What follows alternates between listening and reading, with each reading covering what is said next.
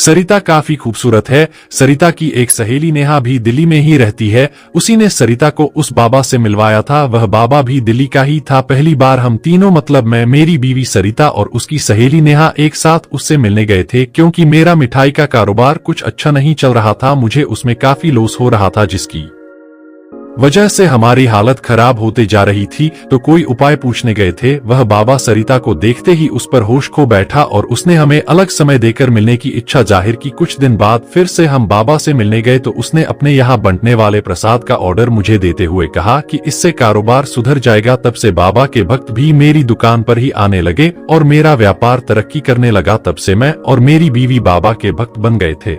अब तक नेहा ने सरिता को बता दिया था कि बाबा रसीले किस्म का है।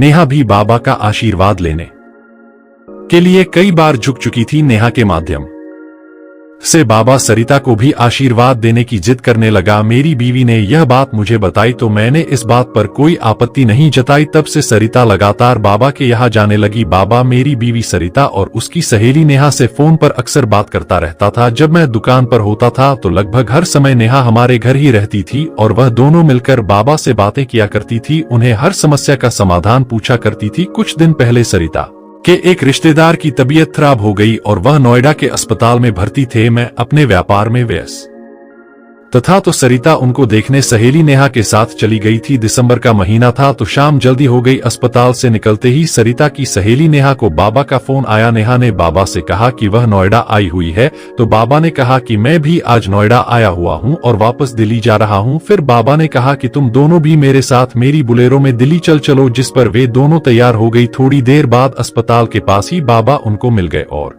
उनकी सहेली आगे की सीट पर और पीछे वाली सीट पर सरिता बाबा के साथ बैठ गई। अंधेरा हो गया था। आगे की कहानी जो बाबा ने मुझे बताई है वह बता रहा हूँ। बाबा ने सरिता को आशीर्वाद लेने के लिए कहा तो आसिफा मना करने लगी और कहने लगी कि आश्रम चलकर आशीर्वाद लेंगे, रास्ते में आशीर्वाद लेने से पाप लगता है। तो बाबा ने कहा कि कुछ पाप नहीं लगेगा। तो सरिता आशीर्वाद लेने के लिए मान गई। सिकंदरा निकलते ही सड़क सुनसान हो गई। ड्राइवर आराम से गाड़ी चला रहा था और उसकी सहेली आगे की सीट पर बैठी हुई थी। वह कभी कभी पीछे मुड़कर देख रही थी। फिर मैं ड्राइवर से बोला गाड़ी किसी ढाबे पर रोक देना, तब तक गाड़ी धीरे धीरे ले चलो। तो उसने गाड़ी की स्पीड सिर्फ 15 किलोमीटर की कर दी और धीरे धीरे गाड़ी चलाने लगा। तब तक एक ढाबा आ गया तो ड्राइवर ने गाड़ी ढाबा के पास रोक दी और उसका बोनट खोलकर खड़ा हो गया। फिर वह गाड़ी ठीक करने का दिखावा करने लगा। अभी यहाँ से दिल्ली 25 किलोमीटर दूर होगा। थोड़ी देर बाद ड्राइवर ने फिर से गाड़ी स्टार्ट कर दी। सुबह 5 बजे तक गाड़ी दिल्ली पहुंच गई। जब सरिता घर आई तो वह बहुत थकी हुई थी।